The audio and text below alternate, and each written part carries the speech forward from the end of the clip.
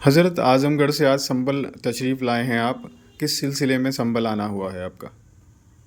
میرا ارادہ تو بہت پہلے ہی تھا کہ میں حضرت مولانا قاری سلیمان اشرف صاحب رحمۃ اللہ تعالیٰ علیہ کے انتقال کے بعد سنبھل حاضر ہوں، لیکن وہاں کچھ درسی مصروفیات کی وجہ سے میں نہیں آ سکا۔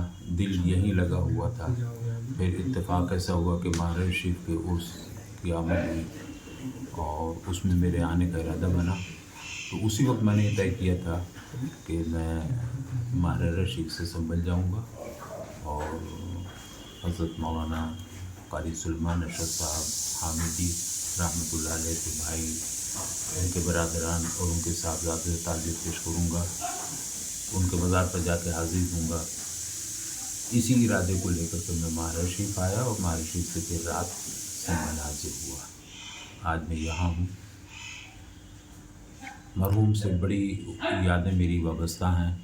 جب بھی کوئی ضرورت، جب بھی کوئی کام ہوا، میں نے ہمیشہ انہیں یاد کیا اور انہوں نے پوری شفقت اور محبت کے ساتھ ہمارا ساتھ دیا ہے۔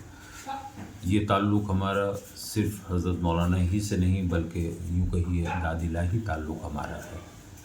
میرے خود جد کریم حضرت مولانا مفتی عبدالسلام رحمۃ اللہ علیہ اور حضرت قاری صاحب علیہ رحمہ کے جد کریم حضرت مولانا حامد حسن صاحب رحمۃ اللہ تعالیٰ علیہ، ان کے درمیان بھی گہرا تعلق ایک زمانے تک رہا، پھر وہ نیچے منتقل ہوا۔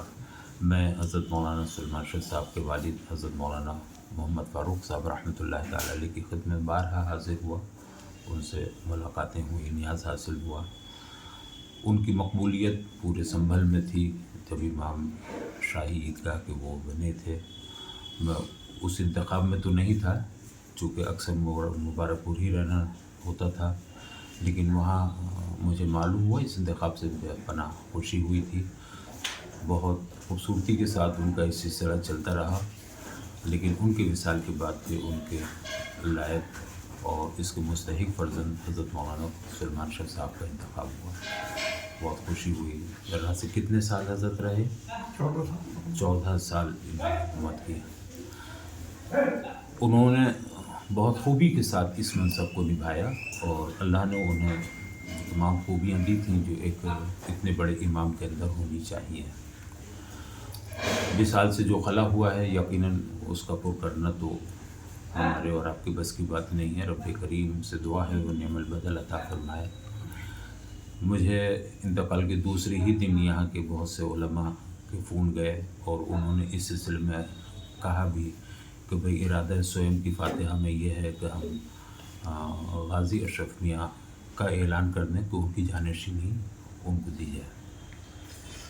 ظاہر سی بات ہے امامت کی اہلیت کا تعلق عمر سے نہیں ہے، وہ کردار سے ہے، عمل سے ہے، نیکی اور تقوی پرہیزگاری سے ہے۔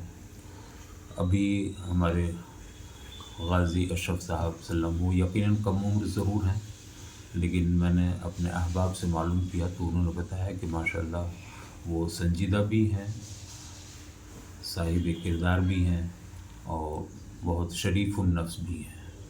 تو میں نے اس وقت بھی کہا تھا کہ اگر ایسا ہے اور سارے علماء کی رائے ہو جاتی ہے تو یہ بہت بہتر فیصلہ ہوگا، ایسا کر لیجیے۔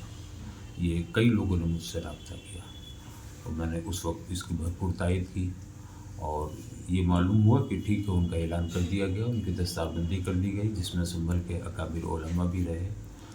بلکہ میں سمجھتا ہوں سنبھل کے علماء میں سواد اعظم گویا ان کے ساتھ ہے۔ اچھی بات ہے، میری بھی دعائیں ان کے ساتھ ہیں۔ اللہ تعالیٰ ہمارے قاری غازی اشرف صاحب کو اس منصب کا اہل بنائے اور کوئی اگر ضرورت ان کے اندر ہے یہاں تک پہنچنے کی تو سارے علماء ان کے ساتھ ہیں، انشاءاللہ وہ خود بھی تیاری کریں گے۔